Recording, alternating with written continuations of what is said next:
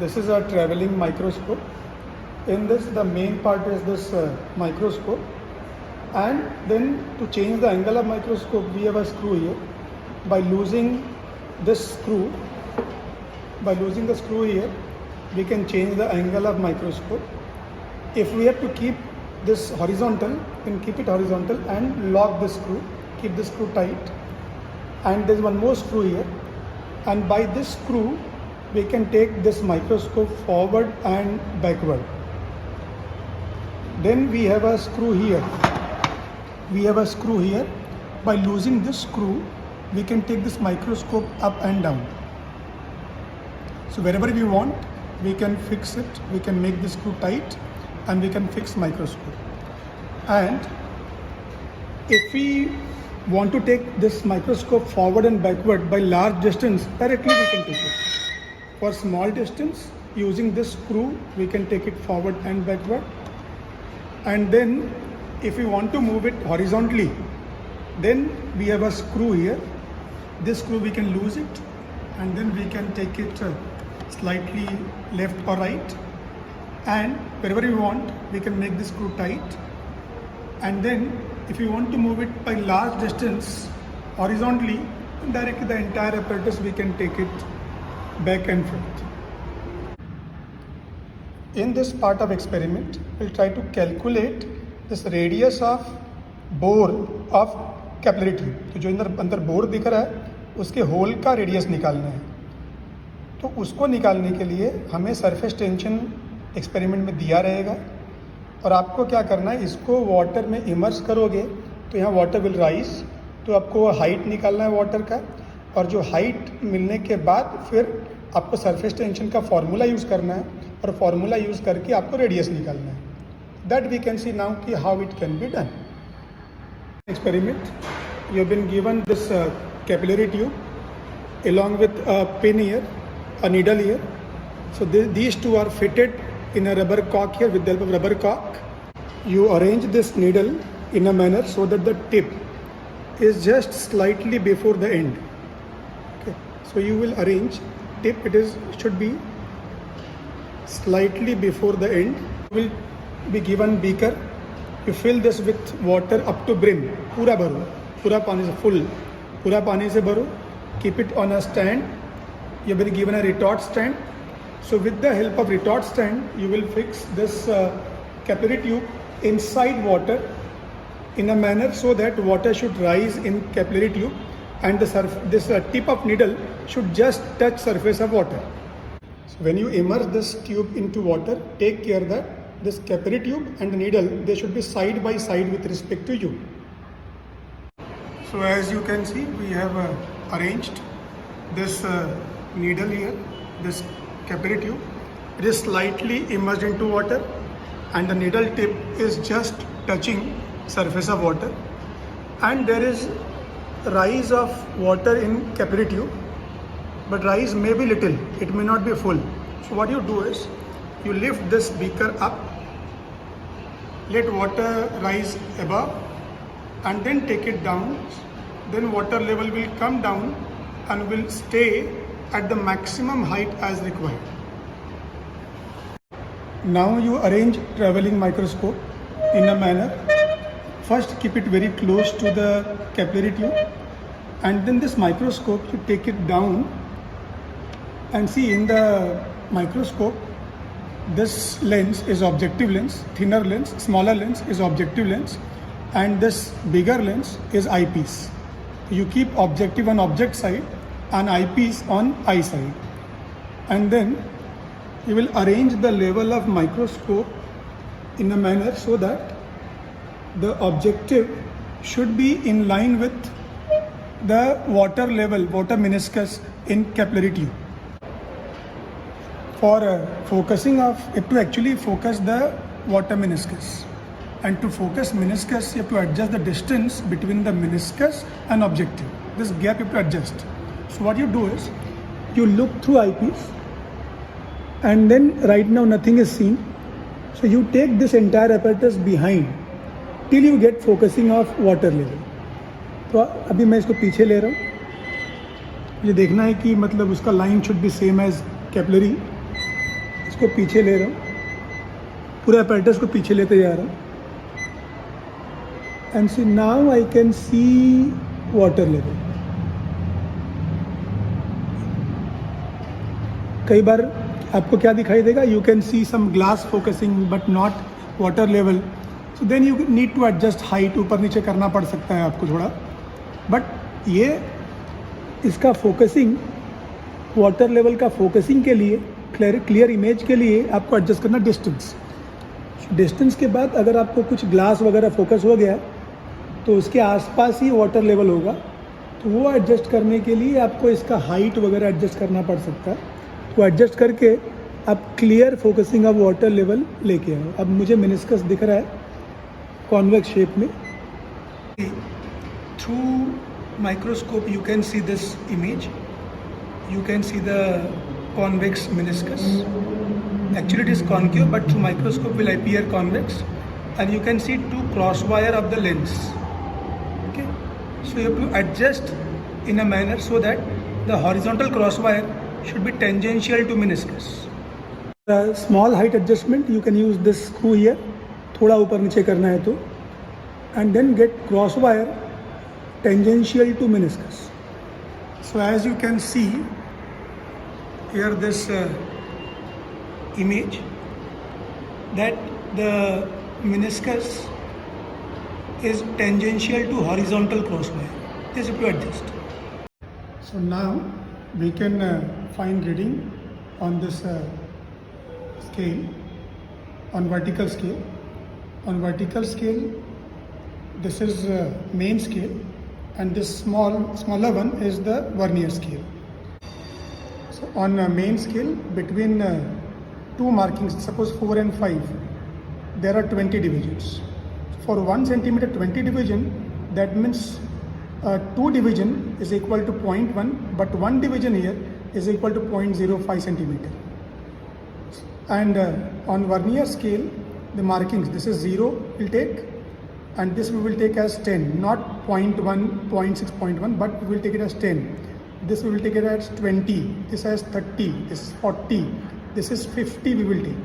So after 0, the next division will be 1, 2, 3, 4, 5 and so on. This is 10, 11, 12, 13 like that, 20, 21, 22 and so on, 30, 31, 32 and so on, 40, 41, 42 and so on, and 50. This will be our vernier scale. These are number of divisions. On 50 divisions we have on vernier scale. Now to find the reading, what we have to see is, first we have to find main scale reading. So main scale reading means where this 0 of vernier scale coincides. That we have to see. You can use magnifying glass for this. So using magnifying glass, you check that this 0 is between which two divisions or is coinciding with which division. Suppose if I find that right now it is this is 3, center one is 3.5, it is below 3.5 by suppose say 1 division. So this division is between from 3, it is between central मतलब 10th division और उसके पहले 9th division. 9 division 10th का value 3.5 है, but 9th का value 3.45 है. अगर ये 0, 3.45 और 3.5 के बीच में है तो रीडिंग होगा 3.4, लोअर वैल्यू 3.45. बट अगर एग्जैक्टली 3.5 पे है तब 3.5.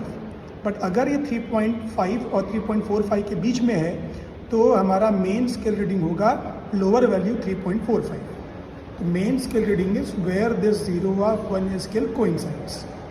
तो 2 के बीच में है तो lower value, whatever. Suppose 3.45 अगर है, I can write here main scale reading as we are finding the capillary rise. तो main scale reading I can write as 3.45. Now I need to find vernier scale reading. So vernier scale reading, actually it is a division, vernier scale division. So vernier scale division is that division number out of 50 which exactly coincides with one main scale division. 0 भी 100 की 2 के बीच में था. हाँ, अगर 0 ही 3.5 exact रहा होता तो मेरा मेन स्केल रीडिंग रहा होता 3.5 और वर्नियर स्केल डिवीजन रहा होता 0। बट अगर ये 0 is not exactly coinciding, using magnifying glass you check out of 50 which division exactly coincides with any one main scale division. Suppose अगर मैंने चेक किया और मुझे लगा कि यहाँ जो 0.3 लिखा है उसके ऊपर का दूसरा division is exactly coincides with one main scale division. 0.3 actually is 30 for us. 30 के ऊपर दूसरा मतलब 32. तो our VSD that time will be 32. I can write here that VSD is 32. ये कुछ भी मतलब 0 से 50 के बीच में it can be any one value, whatever it may be that you write down. And then you will find H1 height, मतलब आपको क्या करना है, आपको निकालना है VSR। VSD था, VSR मतलब ये VSD into least count, N into least count plus AA मतलब main scale. So you will add main scale reading to VSR, मतलब कितना 3.45 प्लस 32 इंटू लीस्ट काउंट मतलब 0.001। सो 30 this is will be 3.45 plus 32 into 0.001। ये multiply किया तो हो गया 0.032, 3.45 में ऐड करके equal to I can write कि ये कितना आ गया मुझे 3.482। इस तरह से आई गॉट H1 मतलब मिनिस्कस का रीडिंग। अब मुझे निकालना है टिप ऑफ पॉइंटर का रीडिंग H2। तो similarly same way now I can find tip of pointer का रीडिंग। सो इसके लिए अब क्या करोगे, इसके लिए अब एक्चुअली ऑलरेडी जो टिप है is touching the surface of water. What you will do that you will remove this beaker from here. धीरे से बॉक्स को पहले हटा दो, बॉक्स को हटा के निकाल लो, ये हटा दो, साइड में कर दो। Now what you will do, ये माइक्रोस्कोप का एंगल चेंज मत करना, अब इसको नीचे लेके आना, यहाँ से स्क्रू लूज करके इसको नीचे लेके आओ और नीचे लेके आके you have to make this to coincide with the tip.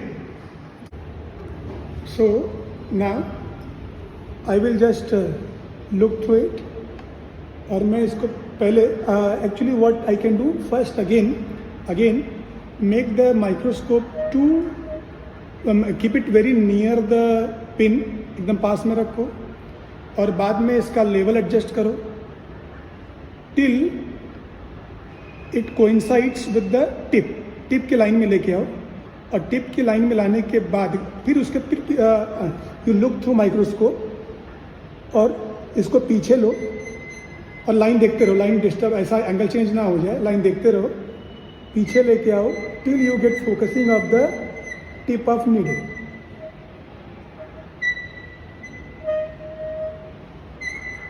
हाँ, अभी एक जगह फोकसिंग आ रहा है लेकिन मुझे टिप नहीं दिख रहा है, नीडल दिख रहा है बट टिप नहीं दिख रहा है, तो I can adjust height. Focusing आ गया, अब हाइट एडजस्ट करो और हाइट एडजस्ट करके क्या करना है आपको, you make the cross wire, horizontal cross wire to coincide with the tip of needle. थोड़ा फोकसिंग के लिए यहाँ वाला क्लियर फोकसिंग के लिए थोड़ा आगे पीछे इससे भी कर सकते हो, अभी वो क्लियर दिख रहा है।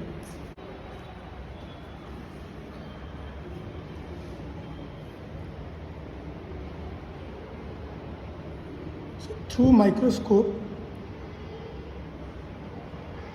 the image you can see. See this image you can see. तुम्हें नीडल उल्टा दिखाई देगा, उल्टा दिख रहा है, टिप दिख रहा है। क्रॉस वायर को हमने क्या किया, we have kept it tangential to the tip of meniscus. So now you will take reading again here. वापस चेक करो, फिर चेक करो कि आपका ये पॉइंटर किधर है, जहाँ पे कोइंसाइड करेगा that reading will be your main scale reading. अभी मेन स्केल अगर मुझे चेक करना है, सपोज यूज़ मैग्नीफाइंग ग्लास, और अगर लगा कि ये 2.05 और 2.1 के बीच में है, 2.05 मतलब एक डिवीजन ऊपर, 2 के ऊपर एक डिवीजन, और दूसरा 2.1 है। तो अगर 2.05 और 2.1 के बीच में है तो मेरा MSR होगा 2.05। और आउट ऑफ 50 डिवीजन चेक करूँ कि विच डिवीजन एग्जैक्टली कोइंसाइड्स, और मुझे अगर लगा कि ये यहाँ वाला 10 के ऊपर, इसको 10 बोलेंगे, 10 के ऊपर का दूसरा मतलब 12वां division. So I will write here, then I can write here my main scale reading as 2.05 centimeter on VSD as equal to 12, and then this I 12 into 0.001 तो 0.012 plus 2.05 B, ये B था 2.05, तो ये हो जाएगा 2.05 प्लस 12 इंटू 0.001, तो ये 2.05 में 0.012 ऐड किया है तो हो जाएगा आपका 2 इक्वल टू 2.062। ओके, तो I got H2। Now you subtract H2 from H1 to get capillary rise. Water कितना राइज हुआ है सब्ट्रैक्ट करने के लिए आप H2 को H1 सब्ट्रैक्ट कर दो। सब्ट्रैक्ट करने के बाद जो वैल्यू आया आप यहाँ लिख दो, और आपको ये एक ही बार करना है, एक बार कर लो इनफ है, तो मीन निकालने की ज़रूरत नहीं, एक बार निकाल लिया। अगर आपके कॉलेज में 2 बार करवाते तो अब 2 बार कर लो, डिस्टर्ब करके फिर से कर लो, और फिर करने के बाद में आप 2 रीडिंग का मीन निकाल लो। एक बार भी अगर चलता है आपके कॉलेज में तो एक ही बार निकाल लो। वो करने के बाद अब आपको निकालना है यहाँ पे रेडियस। तो रेडियस का फॉर्मूला यूज़ करो, you have formula for tension.